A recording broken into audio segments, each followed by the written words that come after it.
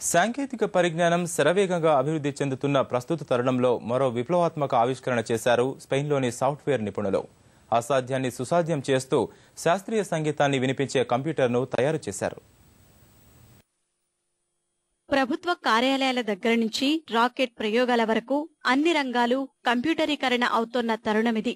కొన్ని కళలకు మాత్రమే మినహాయింపు ఉండేది. ఇప్పుడు ఆ హద్దులు చెరిపేశారు స్పెయిన్లోని మలాగా విశ్వవిద్యాలయం వారు. శాస్త్రీయ సంగీతాన్ని కంప్యూటర్ గళంతో పలికించే ప్రయత్నం చేసి విజయం సాధించారు.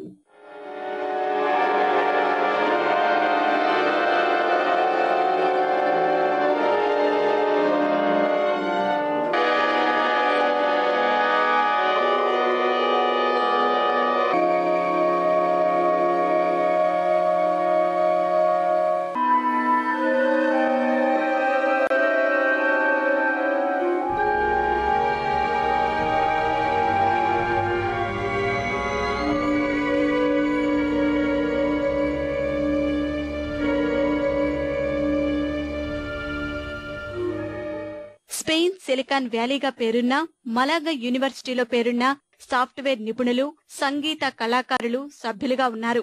ఈ బృందం ఆధ్వర్యంలో లామస్ అనే సాఫ్ట్వేర్ ను అభివృద్ధి చేశారు. ఆర్టిఫిషియల్ ఇంటెలిజెన్స్ ను కళాశాలకు అనుసంధానం చేసి అనుకున్న లక్ష్యాన్ని చేరారు. The first computer that has mastered the musical language, so it can produce original scores for contemporary classical music of a huge variety that can be directly interpreted by musicians and also that cannot be differentiated from original works, from human works. ఒక్కసారి సంగీతంలోని ప్రాథమిక రాగాలు ఇస్తే చాలు, అయమాస్ అనంతమైన రాగాలను పలికిస్తుంది. ఈ బృహత్ కార్యంలో 800 మంది వాద్యకారులు తమ వంతు పాత్రను పోషించారు. అంతర్జాతీయంగా పేరున్న 10 మంది సంగీత కళాకారులు సైతం భాగస్వాములయ్యారు.